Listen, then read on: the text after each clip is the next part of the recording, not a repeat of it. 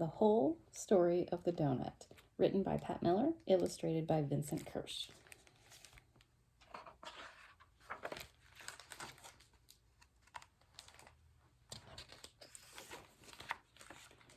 Few remember the master mariner, Hansen Crockett Gregory, though he was bold and brave and bright. But the pastry he invented more than 166 years ago is eaten daily by doughnut lovers everywhere. This is his story. In 1844, Hansen Gregory was just 13 when he went to the sea. He left the family farm to become a cabin boy on the schooner Isaac Acorn out of Rockport, Maine. Hansen quickly rose to cook's assistant and then was put to work high in the rigging. He ran up the ratlines barefoot as high as 8 stories to furl or release the sails. He could steer a ship over trackless waves by sun and stars. By 19, Hansen was captain of the cargo schooner Hardscrabble, tall with canvas stretched to the wind.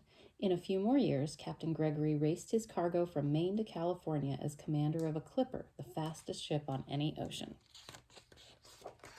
On one voyage, he risked ship and crew to rescue 7 Spanish sailors from certain death in a frigid sea.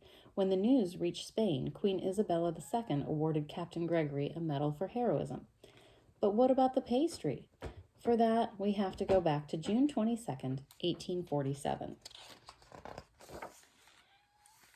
The crew of the Ivanhoe had worked up mighty appetites through the night.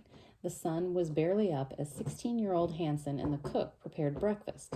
It would be the same coffee and fried cakes they served most mornings on the Ivanhoe. The cook tossed wood into the belly of the cast-iron stove, heating the cauldron of lard. Lard is a fat, kind of like shortening.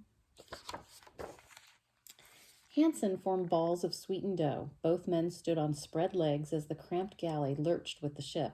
Pans clanged overhead. The aroma of browning sugar rose as the cook dropped in the first blobs of dough. The iron railing on the stovetop kept the pot in place as the Ivanhoe bucked and plunged. When the cakes were fried, Hansen dumped them out onto the dining table. They were sweet and crisp, at least around the edges. The raw centers, heavy with grease, made them drop like cannonballs in the stomach. Sailors called them sinkers. As Hansen shaped another batch, he was struck by an idea. He took a round lid off of a pepper can and cut perfect holes in the center of each sinker. Then he tossed the rings into the bubbling lard. The cook had never seen such a downright fool thing. Neither had the sailors who showed up for breakfast, but that didn't keep them from taking a bite. The cakes were brown and sweet and fully cooked. Sighs of delight rose above the noisy sea. A new breakfast tradition was born. The teenage Hansen shared his invention with his mother. She cooked up large batches to sell in a friend's store and on the docks to hungry sailors. Ship's cooks now served holy cakes. That's how Hansen's invention spread around the world and down the years and right into your stomach. But sailors like their stories bold. Not satisfied with the pastry's humble origin, they spun legends worthy of a delicious treat. One told how Captain Gregory wrestled the wheel as the sea became a monster. The first mate brought sinkers up to keep up the captain's strength. Just as the captain grabbed one, the waves crashed over his head. Captain Gregory speared that sinker on the wheel's spoke. He invented the doughnut while he saved the ship.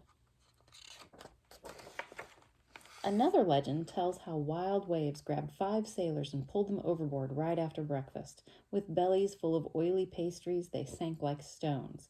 Captain Gregory shouted, "Never again." He used a wooden belaying pin to punch holes in every cake so that they resembled the ship's life rings.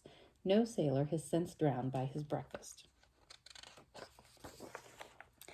Interviewed in 1916 for the Patriot Ledger, Captain Gregory seemed amused at all the fuss over his invention 69 years before.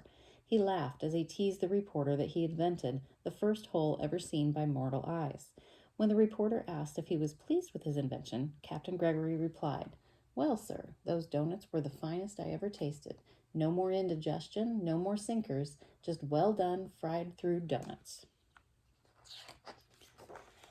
At 89, Captain Gregory died at the Sailors' Snug Harbor, a home for sailors near Quincy, Massachusetts. He was buried overlooking the sea where stormy weather can be spotted as readily as it once was from the quarterdeck of the hardscrabble. Whether you prefer chocolate or sprinkles, glazed or filled, raise your next tasty donut to the Master Mariner from Maine.